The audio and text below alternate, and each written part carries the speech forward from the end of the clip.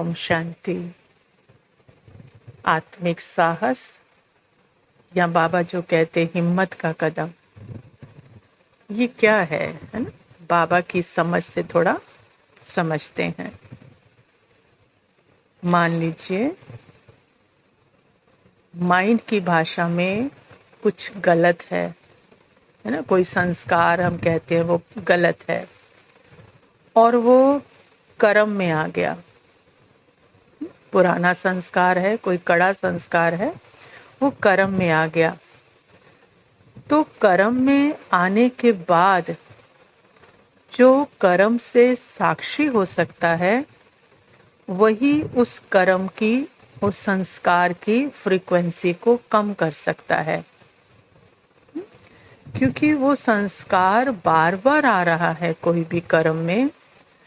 तो वो किस लिए आ रहा है कि आएगा तो पता चलेगा ना कि आप अपनी उस फीलिंग से, उस संकल्प से, उस संस्कार से कितने डिटैच हो। क्योंकि अलग होना है ना, पुराने संस्कारों से अलग होना है। लेकिन अगर पुराना संस्कार कर्म में आ रहा है, उसको मैं लगा रहे हैं, उससे डिटैच नहीं हो रहे, तो वो क्या होगा? वो तो उसकी फ्रीक्वेंसी बढ़ रही है, वो बार बार आएगा, है ना? तो मतलब एक तो मान लीजिए गलती हुई, मान लीजिए माइंड की भाषा में, पार्ट में हम कह रहे गलती हुई और अब उस पर सोचे ही जा रहे हैं, सोचे ही जा रहे हैं, क्यों हो गई, नहीं होना चाहिए, अब मैं क्या करूं, कैसे ठीक करूं। तो मतलब उस पार्ट को क्या कर रहे हैं, पार्ट में ही है, अभी सत्य को नहीं जाना है, मतलब पार्ट ही कंटिन्यू हो रहा है। आत्मा का अटेंशन कहाँ है? पार्ट पर है और वो पार्ट का स्वरूप हो गई है ना? लेकिन अगर गलती हुई और एक सेकंड में बाहर अपने सत्य स्वरूप में कि मैं तो वही की वही हूँ, मैं तो चेंज हुई नहीं, तो ये क्या है? स्वप्न से बाहर आना, है ना? या कहेंगे पार्ट से बाहर अपने सत्य में आना। तो ये है आत्मिक साहस, है ना? गलती हुई और उस गलती को जो सोच रहा है, मतलब पर्सन आइडेंटिटी, एक कह रहे हैं गलती है ये पुराना संस्कार, और मैं समझकर, पार्ट समझकर उसको सोचे ही जा रहे हैं।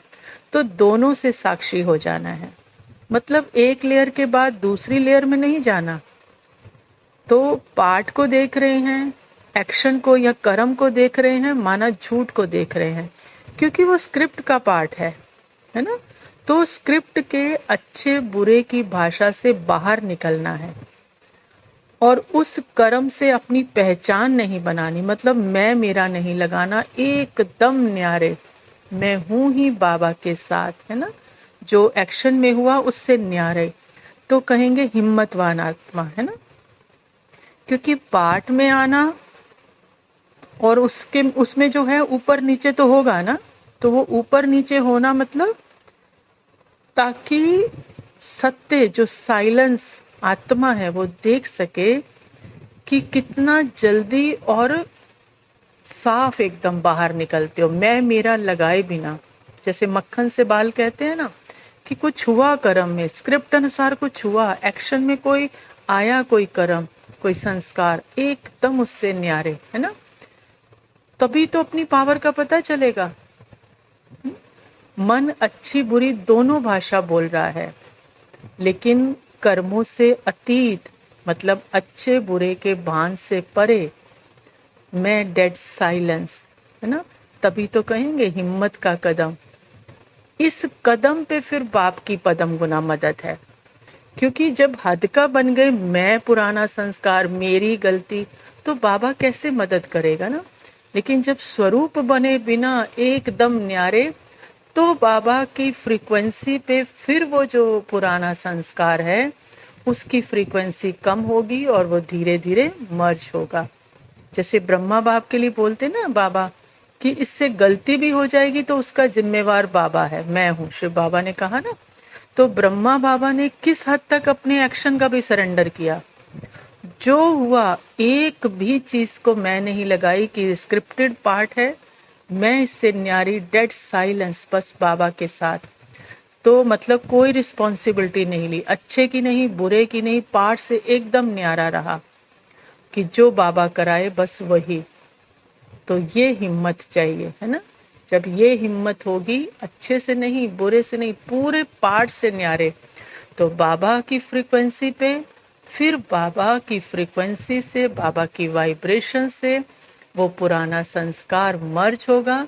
लेकिन अगर पुराने संस्कार को मैं मेरा लगाकर उसका स्वरूप बने रहेंगे और उसको सोचते रहेंगे, तो उसकी फ्रीक्वेंसी बढ़ती रहेगी, फिर उससे छूट नहीं पाएंगे और अपनी शक्ति का और बाबा का पता नहीं चलेगा। इसको कहते बाबा आत्मिक साहस। निकल आओ मैं न्यारी, तो बाबा उसको पुराने संस्कार को मर्ज कर देगा। ओम शांति।